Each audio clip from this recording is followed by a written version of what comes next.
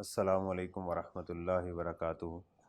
Rabbi इश्रह ली सदरी व यस्सिर ली अमरी वहलुल उक़दतम मिन लिसानी यफ़क़हू क़ौली। अल्लाह ताला से दुआ है कि अल्लाह ताला हमारे काम में आसानी पैदा करे।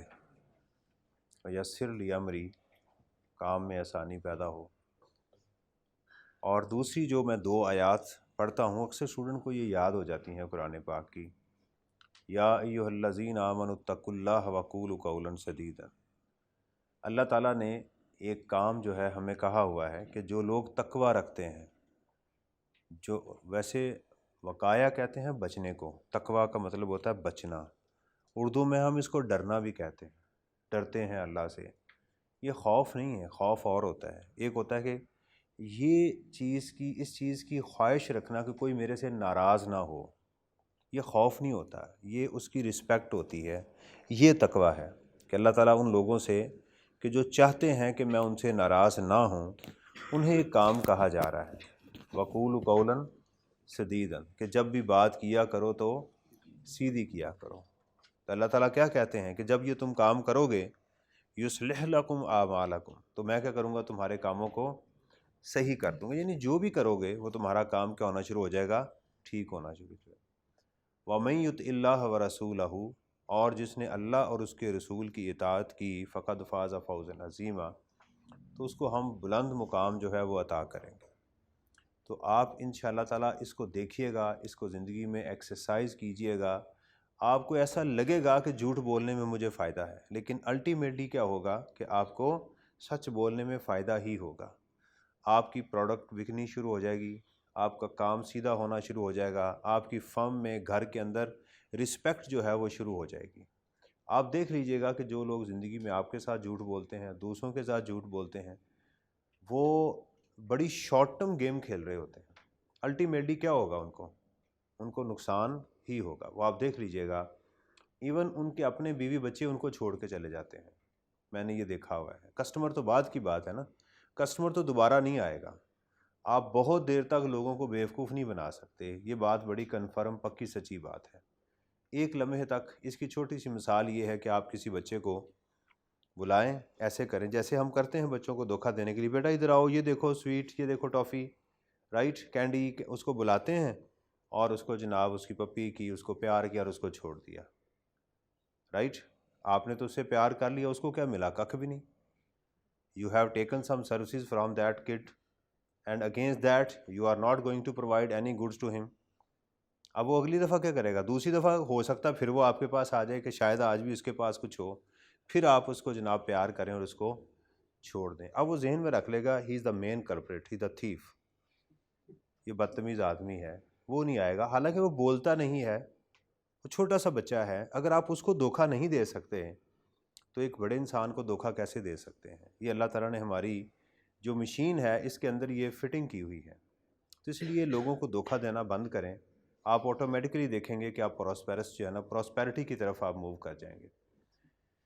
कैफ 2 में हमने एथिक्स को, अखलाकियात को स्टार्ट किया था कि हमारे पास जो एथिक्स हैं, इसमें हमने ये कहा था कि हमारे पास जो टैक्स सिस्टम के ऊपर जो बात हुई है, उसमें एक जो गुलदस्ता है उसके अंदर ये 10% टोटल वेटेज है। क्वेश्चन नंबर 8 की बात की जा रही है।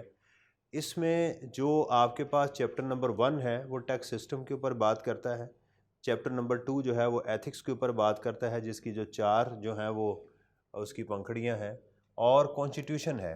ये सिस्टम पाकिस्तान में बनता कैसे है, ये एक इसका है, और इस सिस्टम के जो स्टेक होल्डर्स हैं वो उनके लिए क्या इखलाक, उनको कैसे काम कर, तभी ये सिस्टम चलेगा ना। अगर इसको ठीक तरीके से बनाया जाए और इसके जो स्टेक होल्डर हैं वो ठीक काम करें, तो तभी ये गुलदस्ता ग्रो करेगा। समझ लें कि ये पाकिस्तान है, ये ग्रो तभी करेगा, तभी इससे खुशबू आएगी आपको। हमारे चैप्टर नंबर 2 के अंदर, चैप्टर 3 आई कैप का जो है,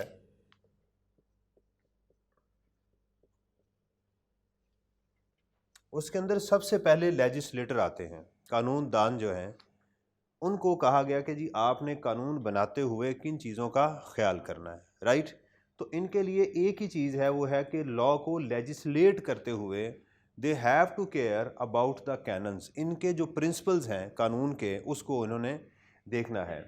आपके चैप्टर 1 में ये चारों कैनन्स मौजूद थे। चैप्टर 3 में 5 एडिशनल भी इसमें मौजूद हैं। इसके ऊपर हम 1 बाय 1 उसकी बात करते हैं, फिर हम बुक से देखेंगे।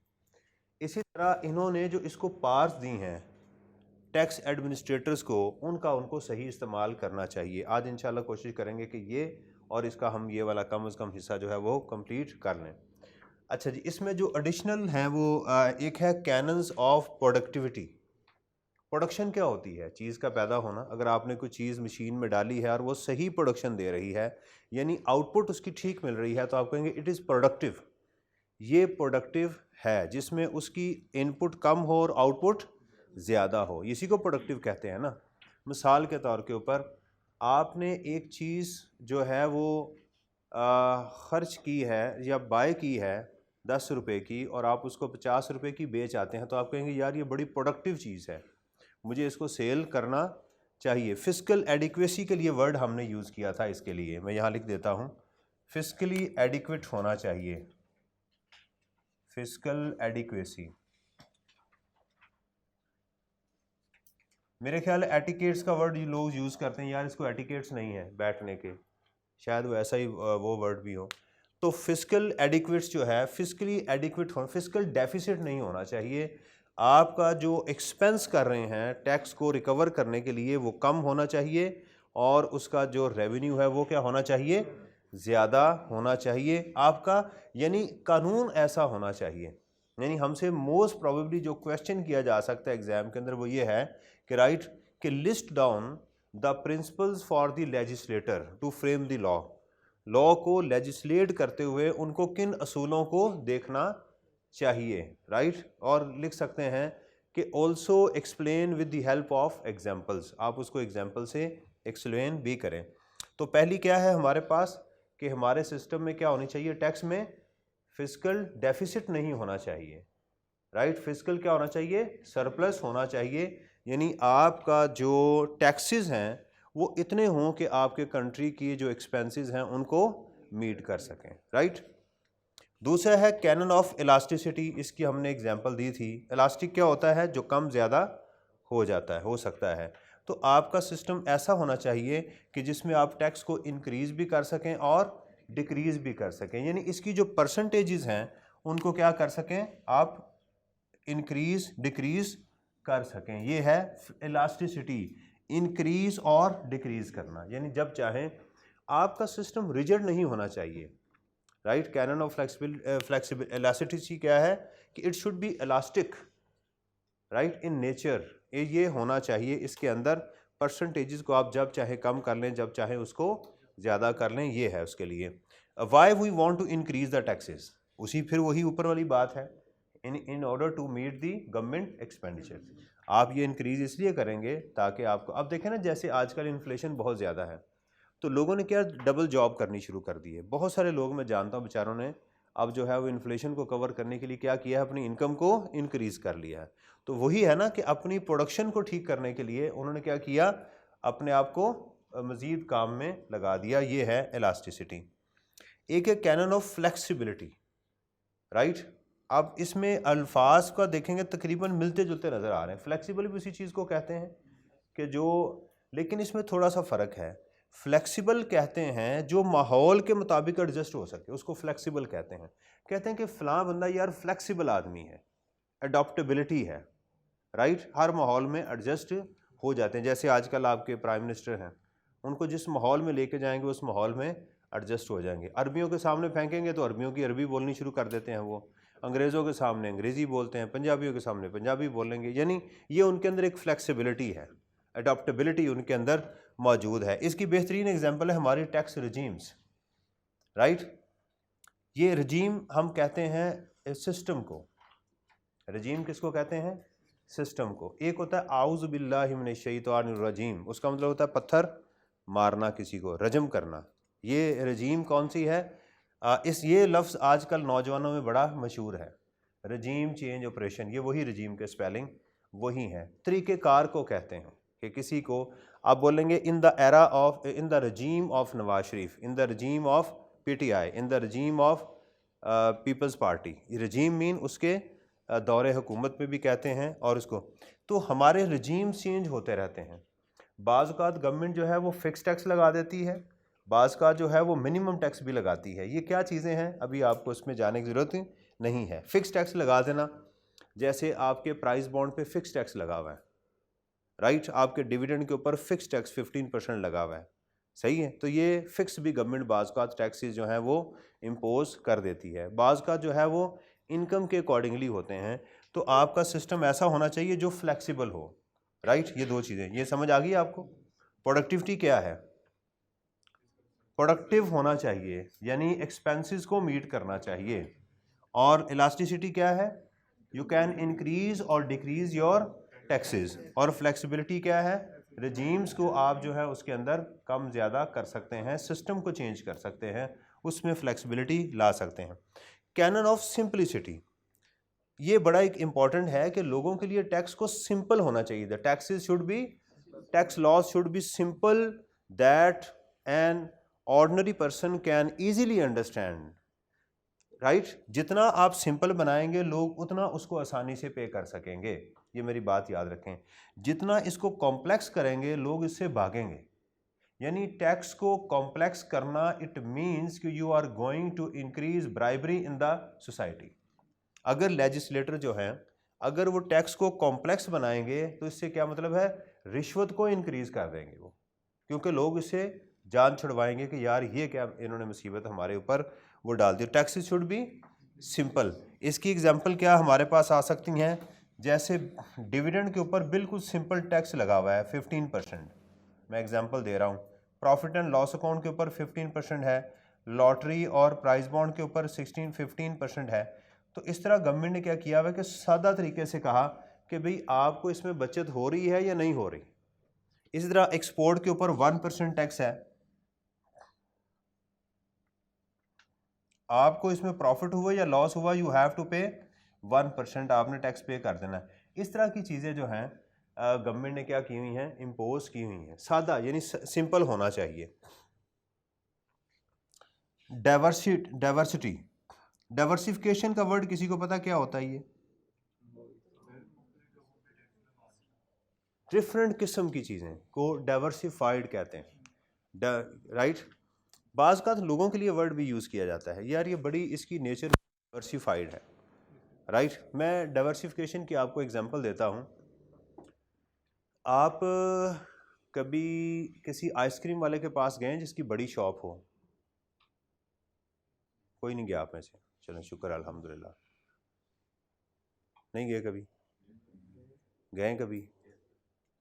लाहौर में चमन आइसक्रीम वाला है, आपने देखा आइसक्रीम के साथ उसने नट्स भी रखे हुए हैं, बादाम हैं, काजू हैं। क्यों? अच्छे लगते हैं। और क्या वजह है? कस्टमर गेन करने के लिए।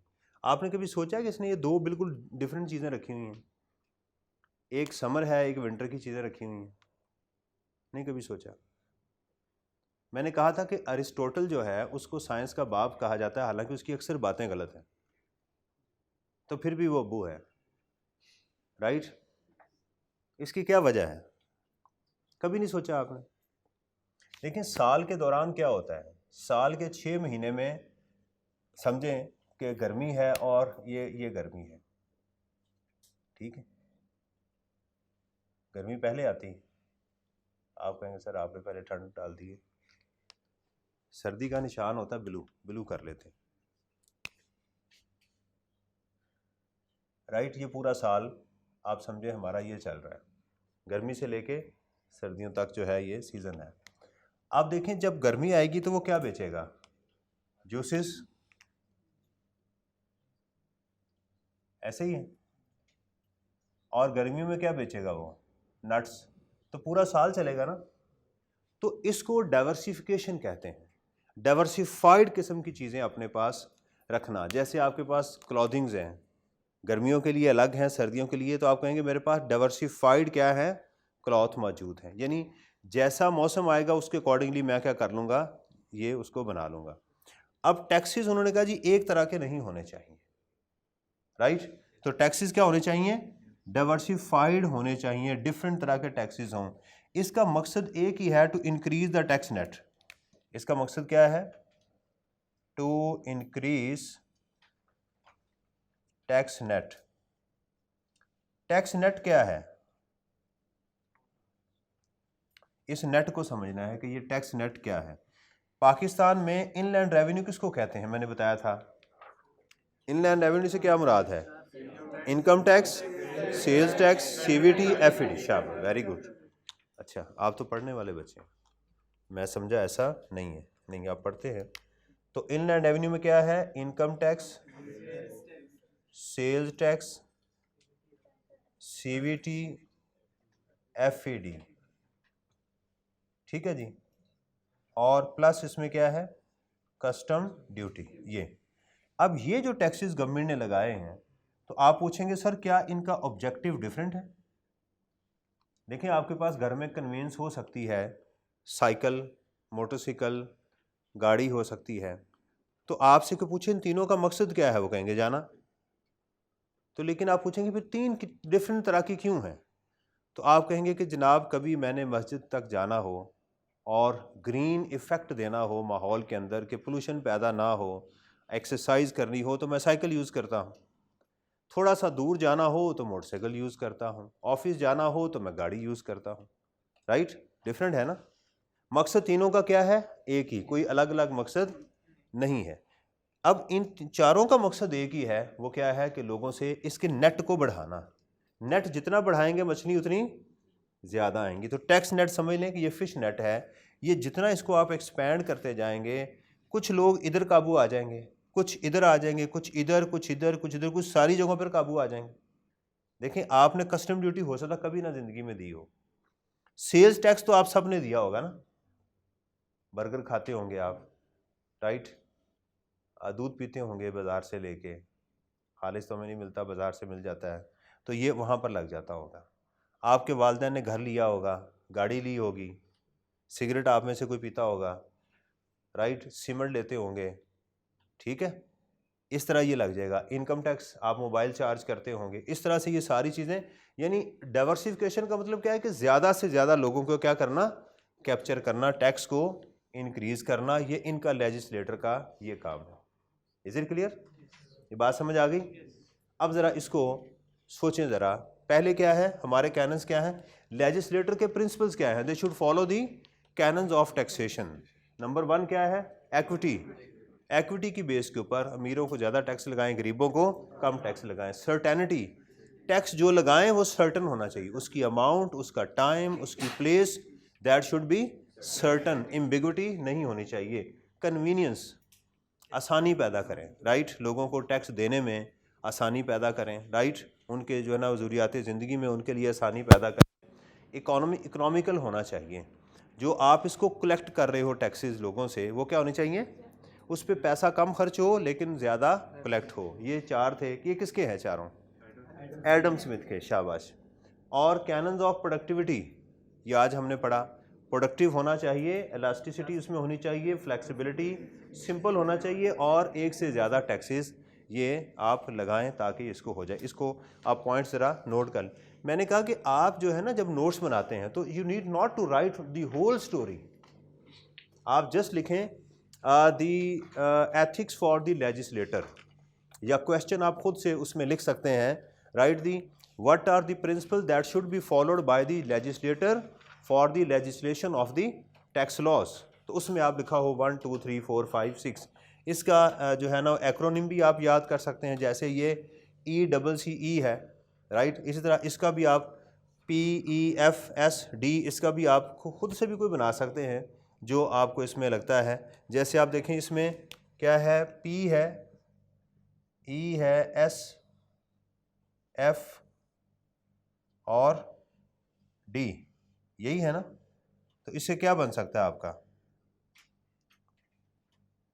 ये PEF को भी अगर आप P कर लें, S आ गया, D का सिर्फ ये 1 लगा लें तो ये पेप्सी बन जाएगा।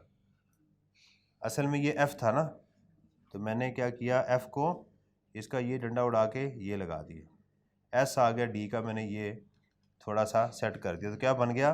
पेप्सी, ये क्या लिखा हुआ है पी, ये क्या लिखा हुआ है ई, ये क्या लिखा हुआ है एफ, शाबाश, ये एस, ये क्या है डी। ये बस ऐसे हल्का सा ऐसे लगा लें कि ये डी लिखा हुआ है, सही है, ताकि आपको याद। ये पहला क्या है, productivity, elasticity, flexibility, simplicity, diversity, right. तो ये क्या था हमारा EC, ठीक है, European community. Pepsi is produced by European community. तो लेजिस्लेटर को कानून बनाते हुए पेप्सी पीनी चाहिए और यूरोप की सैर करनी चाहिए, ऐसे याद कर लो। क्यों जी, याद रहेगा हमारे, और जाते ही नहीं हमारे, जाते ही वो पेप्सी पीते हैं ना, वो जब कोई चीज़ पी रहे हो तो वो क्या कहते हैं, क्या पी रहे हैं, कभी पेप्सी पी रहा था, पेप्सी के अंदर क्या था वो नहीं बताते, क्या बताते हैं वो, बाज़ लोगों से शहद बोलते हैं, कहते जी हम शहद निकला हमारे घर से, नहीं पता आपको, आप खबरें नहीं सुनते। अच्छा चलें, तो हमारे कानूनदान को क्या करना चाहिए, यूरोप जाके उस कम्युनिटी में क्या पीनी चाहिए, पेप्सी पीनी चाहिए, राइट, ठीक हो गया जी, ये याद रहेगा। अब है ज़रा इसके ऊपर आते हैं, फिर इसको इन्होंने कानून ने इसको क्या दी, पावर।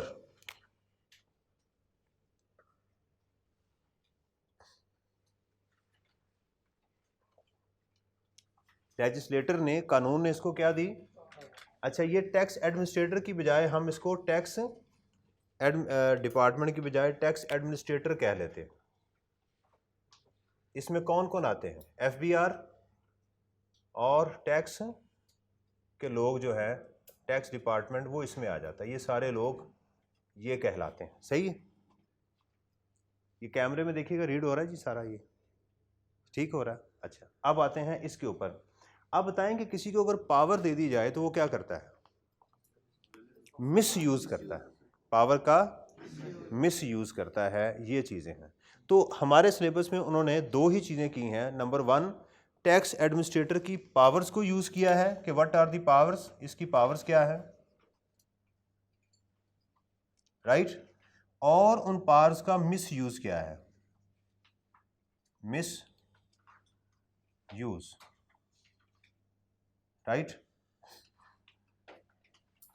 और थर्ड उनके एथिक्स। ये तीन चीज़ें आपको अपने सिलेबस में मिलेंगी, यानी टैक्स एडमिनिस्ट्रेटर को लॉ ने कौन सी पावर्स दी हैं, उन पावर्स का मिसयूज़ क्या है और उन पावर्स का ठीक इस्तेमाल क्या है, उसको एथिक्स बोलेंगे। अगर आप उन पावर्स का गलत यूज़ करेंगे तो इसको कहेंगे अब्यूज़ ऑफ पावर्स। आपने अपनी पावर्स को क्या किया, अब्यूज़ किया, गलत उसका इस्तेमाल किया। और अगर आपने उन्हीं पावर्स का ठीक इस्तेमाल किया तो आपने क्या किया, एथिकली आपने इखलाकियात को फुलफ़िल किया।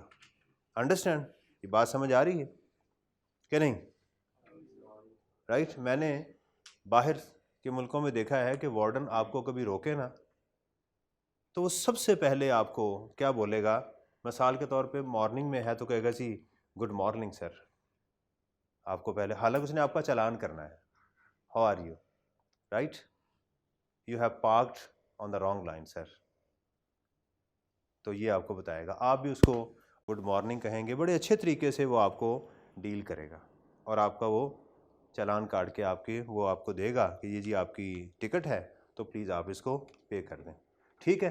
आप जब निकलने लगें तो कहेगा please take care, please take care, अपना ख्याल रखिएगा कि अभी, क्योंकि मैंने आपको जो है वो $200-250 की टिकट दी है, तो वो ना हो कि आप उलट जाएं और गाड़ी किसी में दे मारें, तो अपना ख्याल भी रखना, अंडरस्टैंड। हमारे क्या मिलते हैं, हमारे जब रोकते हैं तो वो रोकते ही कहते हैं अन्ना हुए हैं भाई आपको मुझे ये अन्ना और सही बताने की ज़रूरत नहीं है। You are not eye specialist कि आप मुझे चेक करें कि मैं अंधा हूँ या सही हूँ। आपका काम है मुझे बताना कि जनाब आपने रॉन्ग पार्किंग की है, मैं आपको ये टिकट दे रहा हूँ और जाके इसको पे करें। इस तरह किसी मुजरम को पकड़ना, उसका अभी उसने जुर्म किया नहीं किया तो हमारे करते क्या हैं, उसको कॉलर से पकड़ते हैं, पहले ही उसको घसीटते हैं और उसको फिर उस गाड़ी के अंदर डालते हैं। समझ आ रही है ना। तो ये है पावर का मिसयूज़, ये नहीं होना चाहिए। इखलाकियात के साथ उनको काम करना चाहिए। आपको पावर सिर्फ एक काम के लिए दी गई है, वो क्या है, टैक्स कलेक्शन। उसका काम क्या है, tax collection. That is the only duty given to the tax administrator. और उनको उस ड्यूटी को कलेक्ट करते हुए काम करना चाहिए। अगर वो इसका मिसयूज़ करेंगे तो वो क्या होगा, इसमें ख़राबी पैदा करेंगे। सिमिलरली हम जब इसके पढ़ेंगे एथिक्स, तो ये भी कुछ पार जो है वो कंसल्टेंट को देगा, अपने वकील को देगा कि मेरे बिहाफ के ऊपर। देखें ये क्या कह रहे हैं लेजिस्लेटर, हमारी सेनेट क्या कहती है कि इनको कहती है कि जनाब हमारे बिहाफ के ऊपर आप इतना टैक्स लोगों से कलेक्ट करके लेके आएँ। और यहाँ पर भी क्या होगा, टैक्स पेयर क्या है, वो भी सिस्टम का हिस्सा है ना, वो भी अपने कंसल्टेंट ऑन माय बिहाफ आप जाएं और आप मुझे जाके प्रेजेंट करें, जो टैक्स मैंने देना है वो आप क्या कर सकते हैं, दे सकते हैं। इज इट क्लियर, राइट जी। अभी हमने लेजिस्लेटर को डिस्कस किया, 2 ई थे, क्या क्या थे, इक्विटी एंड इकोनॉमी। 2 सी थे, कन्वीनियंस एंड सर्टेनिटी, राइट। उसके बाद पेप्सी था, पेप्सी चूंकि लोकल बना हुआ था इसमें कुछ हमने उसमें चेंज किया ना। पी क्या था, ई, एफ और एस और डी, शाबाश, ये हमारे तैयार हो गए इंशाल्लाह ताला। उसको ज़रा हम देखते हैं अपने कोर्स से, और उसके बाद हम जाएंगे एडमिनिस्ट्रेटर के। तो 2 हमारे कंटेंट्स जो इसमें कंप्लीट हो गए। इसमें क्या करूँगा जी मैं, इस कंप्यूटर के ऊपर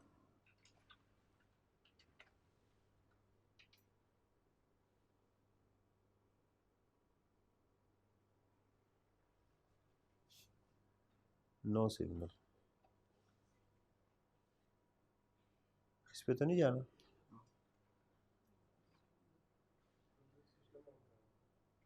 सिस्टम ऑन करना पड़ेगा, इस सिस्टम को तो मैंने ऑफ नहीं किया।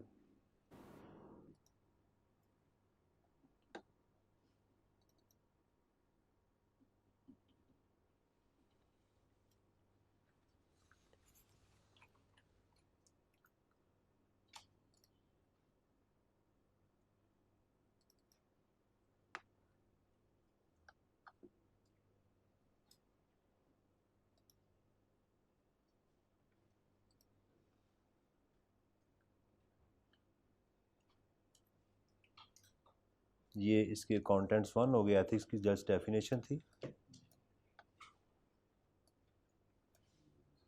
Ethics for legislator, equity, certainty, ये तो हम ऑलरेडी डिस्कस कर चुके हुए हैं।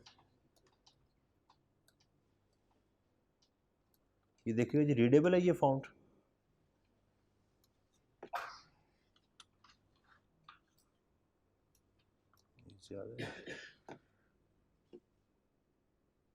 इसको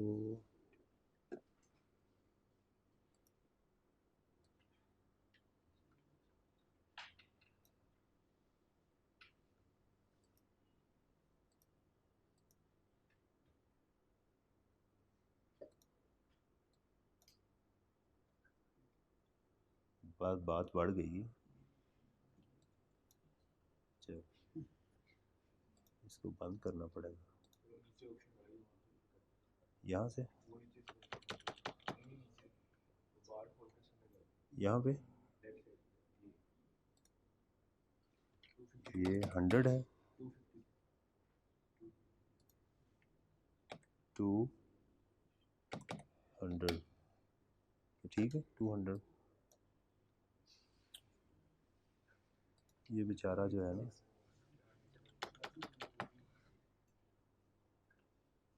ये जाएगा तो कुछ होगा इसका।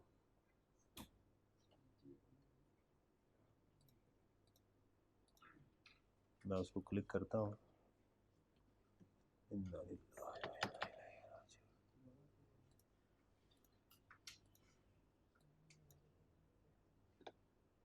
इसका एक और हल यही है, फिर इसको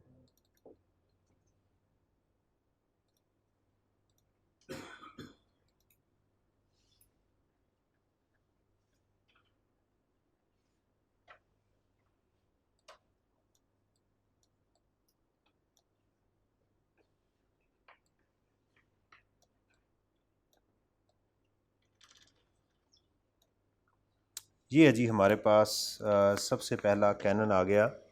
मैं इसको रीड कर रहा हूँ, ये रीडेबल है कंप्यूटर में। canon, it is also known as the canon of fiscal adequacy. According to this principle, इस principle के मुताबिक the tax system should be able, tax system इस काबिल होना चाहिए to yield, yield मैंने कहा था किसी चीज़ से चीज़ पैदा होना, yield enough revenue for the treasury. treasury कौन है? हमारे पास जो FBR है, जो हमारा मुल्क है, उसको ट्रेजरी कहते हैं. ट्रेजरर क्या होता है? ख़जाना. तो कहते हैं ना ख़जाना खाली हो गया है, तो ख़जाने को इसको क्या करना चाहिए? भरना चाहिए. And government should have no need to resort to deficit financing. Means government को इतना टैक्स इकट्ठा हो जाए कि गवर्नमेंट को लोन की तरफ नहीं जाना चाहिए. असल ये है, right. The revenue should be collected so that the government should not seek the loans. उसको डेफिसिट फाइनेंसिंग की तरफ नहीं जाना चाहिए. ये पहला प्रोडक्टिविटी इसका आ गया. Canon of elasticity. According to this canon, इस असूल के मुताबिक एवरी टैक्स इम्पोज, हर टैक्स जो लगाया जाएगा, imposition imposed by the government should be elastic in nature. Elastic nature में क्या होना चाहिए? इलास्टिक होना चाहिए, right. In other words, the income from tax should be capable, इस काबिल हो ऑफ इंक्रीजिंग और decreasing according to the country's requirement. बस आप इतना इसको याद कर लें, right. The taxes should be elastic, right. It may be increase और decrease as per the requirements of the country. Country जो भी टैक्सेस लगाए उसके मुताबिक उसको सेट करना कम ज़्यादा हो सकता है. Cannons of flexibility. मुझे हमारे एक दोस्त ने पूछा कि सर ये जो आप शुरू कर रहे हैं क्या स्टूडेंट को समझ आ रही है? मैंने कहा सर तब्दीली आ चुकी है. मैंने कहा उन्होंने याद कर लिया. मैं सही झूठ तो नहीं बोला? मैंने उनसे कर लिया याद, लिख के. 4 दिन की चांदनी फिर अंधेरी रात, ऐसा तो नहीं होगा कि बस शुरू में जैसे वो नमाज शुरू करता है तो 7 नमाज़ें पढ़ता है, जब नहीं पढ़ता तो कोई भी नहीं पढ़ता. कंसिस्टेंट. अच्छा, मैं बहुत ज़्यादा CA के अंदर नहीं वो पढ़ता था, लेकिन पढ़ता मैं कंसिस्टेंट था. क्यों? क्योंकि CA क्या है? Consistent effort. तो मैं पढ़ता रूटीन के साथ था. मेरा ये नहीं होता था कि पागलों की तरह पढ़ी जाना है जनाब. उसके बाद जनाब वो आप जो है वो टूटी को कुछ कह रहे हैं और सवैयों को कुछ कहना शुरू हो गए हैं. ऐसा नहीं था कि मैं बाकी ज़िंदगी भी थी हमारी, बाकी चीज़ें भी चलती थी. फ्लेक्सिबिलिटी हो गया जी. It should be easily possible for the authority to revise the tax structure. इसके लिए मैंने रजीम का वर्ड ये इस्तेमाल किया है. अच्छा, स्ट्रक्चर में जो जब लफ्ज़ आएगा ना टैक्स स्ट्रक्चर, इसको बोलते हैं स्ट्रक्चरल चेंजेस की गई हैं यहाँ पर, और स्ट्रक्चरल चेंजेस नहीं की गई. देखिए, टैक्स के रेट को इंक्रीज या डिक्रीज करना स्ट्रक्चर की चेंज नहीं है, राइट. आप घर के अंदर अगर आप एक रूम था उसको बड़ा कर लिया तो स्ट्रक्चरल चेंजेस नहीं है. आपने सिर्फ रूम वही था उसको थोड़ा सा एक्सपेंड कर लिया है. लेकिन अगर आपने ये किया कि आपने उस रूम को ख़त्म करके आपने लॉन बना दिया, वॉशरूम उठा के किसी और जगह ले गए, किचन को बड़ा कर लिया, किचन का जो है ना वो किसी और, तो ये कहेंगे स्ट्रक्चरल चेंजेस आ गई. तो स्ट्रक्चर में जो चेंज होती है फ्लेक्सिबिलिटी के अंदर आता है रजीम को चेंज करना, राइट जी. बजट के अंदर दोनों चेंजेस होती हैं, इंक्रीज भी हो रहा होता है और स्ट्रक्चरल बाज़ का चेंजेस भी आती हैं. लेकिन नॉर्मली वो अवॉइड करते हैं स्ट्रक्चरल चेंजेस के थ्रू ना काम किया जाए, यानी फ्लेक्सिबिलिटी को कम जो है ना वो इस्तेमाल किया जाता है. लोग इससे अनॉयड होते हैं, वो क्योंकि सिस्टम को समझ चुके होते हैं ना, तो इंक्रीज डिक्रीज को तो वो कैटर कर लेते हैं. लेकिन जब आप स्ट्रक्चरल चेंजेस करते हैं ना उसके अंदर, तो फिर लोग उससे अनॉयड होते हैं, उनको समझने में प्रॉब्लम होती है. ये चीज़ है. तो it should be easily possible for the authorities to revise the tax structure both with respect to the coverage and rates वगैरह में उसको जो है ना उसको कर सकें. तो आपका सिस्टम ऐसा होना चाहिए, उसमें प्रोविजन. इसकी एग्जांपल क्या है? इसकी एग्जांपल में आप लिख दें, right. And normal tax regime, normal tax regime, NTR, fixed tax regime, FTR. मुझे दे दीजिएगा बाद में. अच्छा, मैंने कहा शायद इसे छोटी चीज़ भी थी आपके पास, दे देनी है आपने. एन भी पुट्ठा लिख रहे जी. NTR, normal tax regime, FTR final tax regime, MTR minimum tax regime, ये 3 वर्ड हैं, NTR, FTR and MTR। NTR, FTR and MTR, ये 3 रजीम है पाकिस्तान के अंदर जो यूज़ हो रहे होते हैं। देन है जी canon of simplicity, the tax system should not be complicated, should not be, ख़त्म होगी बात, बस यही बात है इसके अंदर। That makes it difficult to understand and administer and results in problem of the interpretation. यानी अगर आप ये वाला काम करेंगे, इसको सिंप्लिसिटी नहीं लाएंगे, तो टैक्स नेट इंक्रीज नहीं होगा, डिक्रीज हो जाएगा। यानी देखें, इसका काम एक ही है, लेजिस्लेटर का काम एक ही है, टैक्स नेट को इंक्रीज करना, right.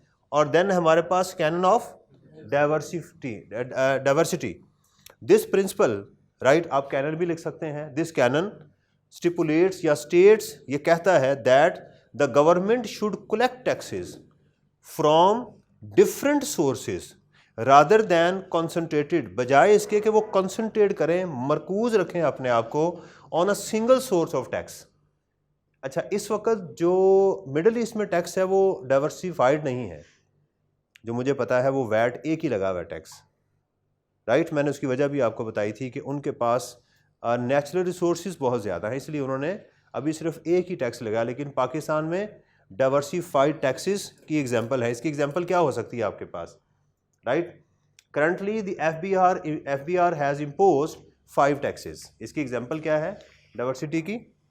Income tax, sales tax, CVT, FED and custom duty. ये गवर्नमेंट ने इसके टैक्सेस जो हैं ये लगाए हुए हैं। लेजिस्लेशन के ऊपर ये बात कंप्लीट है।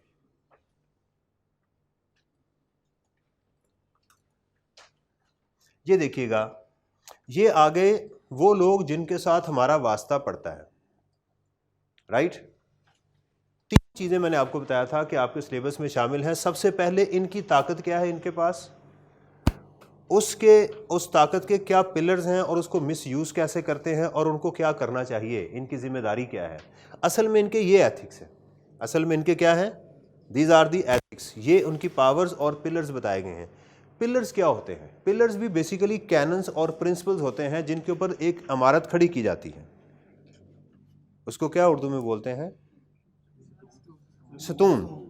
सतून जो है, राइट, वो खड़े होते हैं। इस्लाम के भी कुछ सतून है ना हमारे, तो इस तरह ये भी एक इमारत है जिसके ऊपर अगर ये सतून नीचे से कमज़ोर होंगे तो ऊपर क्या होगा, हमारी जो बिल्डिंग है वो भी कमज़ोर हो जाएगी। तो सबसे पहले इसकी हमारे पास आती हैं पावर्स।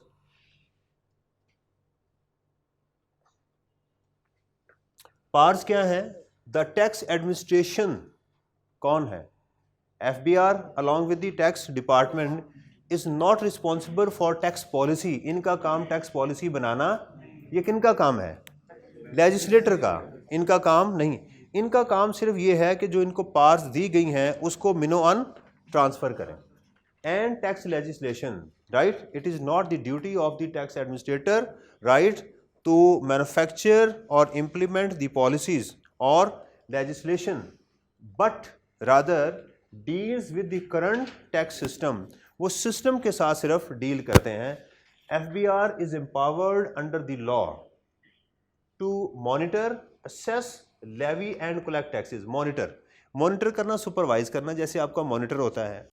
असेस करना, जज करना, जैसे आप एग्ज़ाम देते हैं, ICAP आपको असेस करता है, चेक करना कि क्या जिस शख्स ने मुझे जो बात कही है ये ठीक कह रहा है या वो गलत कह रहा है। इसको कहते हैं असेसमेंट। लेवी, फिर उसको इम्पोज करना ताकि लोग उसको टैक्स दें, इसको लेवी बोलते हैं।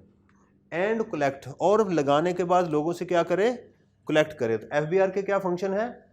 Monitoring, assessment, levy and collection of taxes as provided in the tax statues.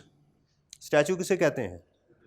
कानून को। स्टैचू मुजस्मे को भी कहते हैं, कानून को भी स्टैचू कहते हैं। कानून को शायद स्टैचू इसलिए कहते हैं, जैसे मुजस्मा हिल नहीं सकता, इसी तरह जो स्टैचूज़ होते हैं वो भी जब बन जाएं तो वो वहीं खड़े रहते हैं, यानी जूं के तूं उनको अप्लाई करना पड़ता है। वैसे कानून अंधा भी होता है, ये आपने सुना हुआ है, तो स्टैचू में भी कोई आंखें नहीं होती। There are number of occasions where by they possesses any of the following powers. ये इनको पावर्स मिलती हैं। इसका सवाल क्या है, जहाँ तक हमने पहुँचना है, हमारा मकसद हर जगह पर यही है कि सर इसको मैंने याद तो कर लिया, वो सवाल बताएं जिसके आगे मैंने इसको लिखना है एग्ज़ाम के अंदर। क्योंकि सीए में फ़ेल होने वाले बच्चों की तादाद उन्हीं की सबसे ज़्यादा है जिनको ये नहीं होता कि उनको एग्ज़ाम आता नहीं होता, उनको एग्ज़ाम आता होता है। नॉर्मली सीए का स्टूडेंट जो है वो तो वैसे डफर है ना, जिसको आता ही नहीं फिर भी एग्ज़ाम में बैठा हुआ है जाके, वो तो ऐसे ही जान के अपने आप को तंग कर रहा है ना। लेकिन जो स्टूडेंट सीए में जाता है और वो फेल होता है और उसके बाद कहता है मुझे क्यों निकाला, राइट, उसकी वजह क्या होती है? उसकी वजह क्या होती है? आपको मैंने एक काम कहा था, आपको याद है? मैंने कहा था आप लिखा करें। कितने स्टूडेंट हैं जिन्होंने लिख के याद कर रहे हैं? माशाल्लाह। बाकी पता ना कौमें कैसे बनती हैं? कौमें मेहनत से बनती हैं, राइट। ये नहीं है कि आप घर बैठे कहें कि कौमें बनती हैं की आवाज़ आएगी, फिर ऐसे आवाज़ आएगी और बस किताब बंद कर दें, पढ़ना है उसके साथ, फिर कौमें ऐसे बनेगी आपके, राइट। तो ये पावर्स इनके पास मौजूद होती हैं। ये इसका सवाल क्या है? सवाल ये आ सकता है कि what a list on the powers that are given to the tax administrators, उनको क्या पावर जो है वो लॉ देता है, उसका ये जवाब बनता है।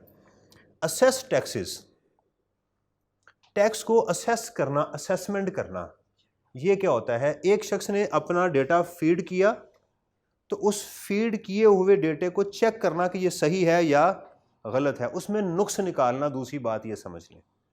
ये पहला उसका काम क्या है, किसी को कर सकता है। इसको अब्यूज़ करना क्या होगा? इस देखें पावर्स को, उसकी पावर की अब्यूज़ को भी समझें, ऑटोमेटिकली ये सारा चैप्टर आपका तैयार हो जाएगा।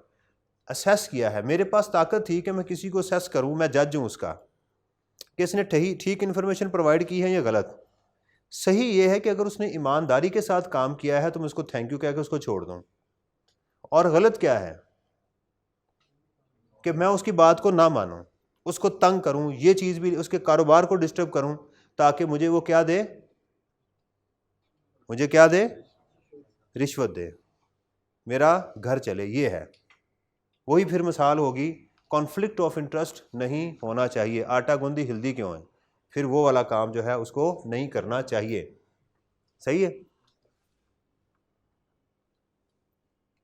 दूसरा उसका काम क्या है? Collect revenue. किसका? गवर्नमेंट का, अपना नहीं। इसका एक ही मकसद है कि वो रेवेन्यू को क्या करे, लेकिन उसको तंग करके अगर वो रिश्वत लेनी शुरू कर देगा तो वो रेवेन्यू कलेक्ट नहीं कर रहा। बाद के अक्सर औकात जो है ऐसा ही होता होगा कि गवर्नमेंट को रेवेन्यू कम जाता होगा, उसके घर में ज़्यादा जाता होगा। ऐसे नहीं करना चाहिए। ये सेमी कॉलन क्यों लगाया गया है? ये लिस्ट चल रही है, इस लिस्ट के सेकंड पे क्या होना चाहिए? एंड या और, इनमें से कोई चीज़ एक होनी चाहिए, राइट। यहाँ दो गलतियाँ हैं, ना यहाँ फुल स्टॉप है, ना यहाँ एंड और है, ये इसमें गलती है।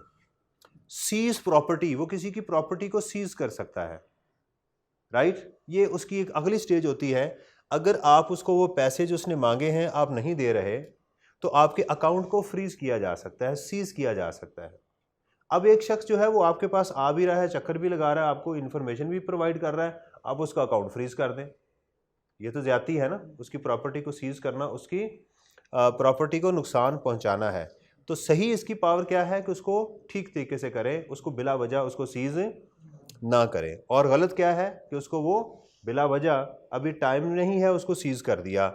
अटैच बैंक अकाउंट, ये दोनों सेम पॉइंट है, इसको अलग अलग करके लिख दिया है लेकिन ये क्या है, सेम पॉइंट है, राइट। जैसे आप अपने बच्चों को कोई काम कहें तो वो काम को अगर बढ़ा के बताएं ना कि मैंने आज क्या किया है, तो वो एक काम की वो कई सेक्ट बना देते हैं। मिसाल के तौर के ऊपर मेरा बच्चा है, उसको मैं कहूँ जाके बेटा जो सब्ज़ी ले आओ, तो अगर वो तो सिंपल बताएगा कि पापा मैं सब्ज़ी ले आया हूँ, मैं थका हुआ हूँ।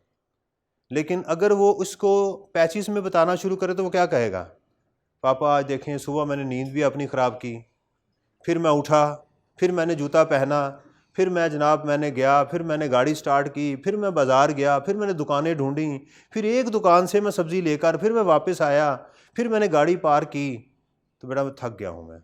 तो काम क्या था, एक था। तो असल में ये दो सीज प्रॉपर्टी करना या अटैच बैंक अकाउंट करना ये सेम चीज़ है, सिर्फ ऐसे ही उन्होंने इसको बात को बढ़ा दिया है। हम नहीं कहते लड़ाई यार गल बढ़ गई है, तो ये उन्होंने बात को क्या कर दिया, commence legal proceeding against tax payer. जेल भी हो सकती है, लेकिन पाकिस्तान में हमने किसी को देखा नहीं कि टैक्स में जेल होती हो, राइट। टैक्स में जेल होती तो बहुत सारे जेल में होते, लेकिन यह है commencement of legal action, legal proceeding हो सकती है। Such parts may be misused can become abusive parts as a result in the following against the taxpayer. इसकी इन देखें ये जो 4 पार्ट्स उसको दी गई हैं, 5, ठीक है। इन 5 के बदले में क्या हो सकता है? Loss of property and income. उस बंदे को अगर आपने इनका मिस यूज़ किया तो रिजल्ट क्या होगा? उसकी प्रॉपर्टी और इनकम का उसको नुकसान होगा। इम्प्रिजनमेंट, बेचारे को आप जेल में डाल सकते हैं।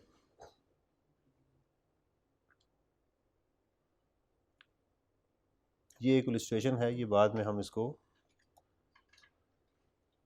ये पिलर्स बहुत दफ़ा एग्जाम में आ चुके हुए हैं। ये पिलर्स जो हैं इसको ज़रा नोट कर लीजिएगा। इसके लिए पिलर्स के लिए वर्ड है फेट, FATE।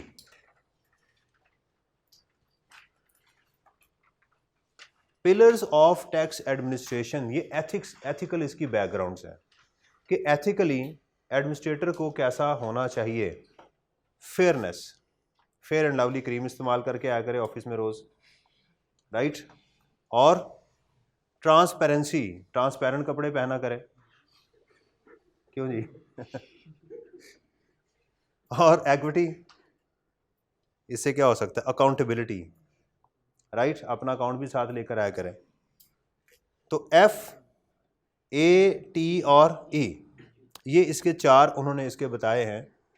फेयरनेस यानी उसको फेयर एंड लवली उसको क्यों कहते हैं? फेयर कहते हैं जिसका रंग साफ, उसका तो इसका फेयर कलर है, उसको फेयर बोलते हैं, जो मुनासिब चीज़ हो। स्ट्राइव, कोशिश करनी चाहिए। टू बी इम्पार्शल, यानी किसी वन साइडेड इसको फैसला नहीं करना चाहिए। फेयर, न्यूट्रल एंड कंसिस्टेंट होना चाहिए। ट्रांसपेरेंट, जो काम भी करे, जैसे आजकल बड़ी इसकी अच्छी एग्जांपल है, आजकल हमारी सुप्रीम कोर्ट जो है वो ट्रांसपेरेंट काम कर रही है। वो ऑनलाइन जो चलती है ना, ये होती है सबके सामने जो है वो ऑनलाइन जो है सारी जजमेंट्स हो रही होती हैं। आपने देखा पिछले दिनों भुट्टो का जो फैसला हुआ कि हम 40-45 साल के बाद हमने उसको ट्रांसपेरेंसी के साथ जो है ना उसको वो किया गया है। तो ये है कि जितनी प्रोसीडिंग हो must be transparent and must be seen as a transparent, और ट्रांसपेरेंट नज़र आनी चाहिए। आप जाएं यूट्यूब पे देखें, अभी आपको नज़र आ जाएंगी, ये सारी ट्रांसपेरेंट है। Equity, best tax administration is not that which collects most revenue. अच्छा बंदा वो नहीं है जो लोगों से बहुत ज़्यादा टैक्स कलेक्ट कर ले और कहे जनाब मैंने तो कमाल कर दिया है। थानेदार अच्छा होता है जो अपनी जेल भर देगा, जनाब जब से मैं आया हूँ मैंने सारी जेलें भर दी हैं अपनी। वो कहेंगे भाई आपका मकसद ये नहीं है, आपका मकसद था कि इस इलाके में अमन और सुकून पैदा करते, वो अच्छा नहीं है। Rather it depends on how this revenue generation is actually accomplished. असल वो बंदा है जिसने सही तरीके से उसको कलेक्ट किया हुआ है, जिसका एक्विटी यानी अमीरों से ज़्यादा टैक्स लिया है और गरीबों से कम टैक्स, ये है एक्विटेबल पर्सन जिसने ये काम किया हुआ है। और लास्ट है अकाउंटेबिलिटी। सिस्टम ऐसा होना, इसको एहतसाब कहते हैं। नैब का लफ्ज़ सुना कभी? नेशनल अकाउंटेबिलिटी ब्यूरो, नैब का ये वर्ड है कि इनकी अकाउंटेबिलिटी, सिस्टम की ऊपर इनकी अकाउंटेबिलिटी होनी चाहिए। ऐसा नहीं है कि अगर कोई शख्स अपनी पावर्स का मिसयूज़ कर रहा है और उसको देखा ना जा सके। ये हमारा जी आज तक का था, मुझे आप याद कराइएगा, फिर इंशाल्लाह इससे आगे हम चलेंगे। ठीक है जी। मीनवाइल आपने इसको ज़रा नोट करके रखना है, ठीक है। जब हम इस पहले गुलदस्ते को कंप्लीट करेंगे तो इसके फिर पास पेपर को इंशाल्लाह हम देखेंगे और उसके बाद देखेंगे कि इसका गलत आंसर क्या हो सकता है और ठीक क्या हो सकता है। दोनों हमें पता होने चाहिए, right. Have a good day, thank you very much, अल्लाह हाफिज़।